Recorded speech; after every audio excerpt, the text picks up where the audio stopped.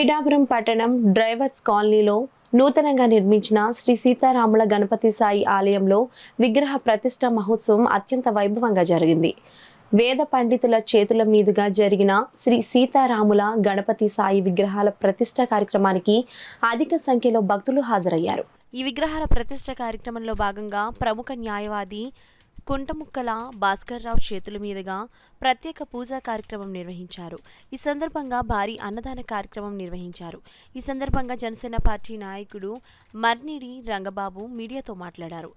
ఈ కార్యక్రమంలో councillor Bonasula Shiva, Janasena party నాయకులు సూరవరపు సురేష్, బోగా వెంకటరమణ యాదవ్, మున్సిపల్ మాజీ చైర్మన్ కరణం చిన్నారావు, కొండేపూడి శివ, వనము వీరబాబు, కొత్తం రమేష్, ముమ్మిడి శ్రీనివాస్ తదితరులు పాల్గొన్నారు.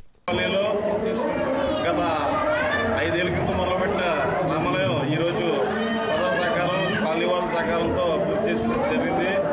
ఉదయం 7:40 విగ్రహ ప్రతిష్ఠ జరిగింది.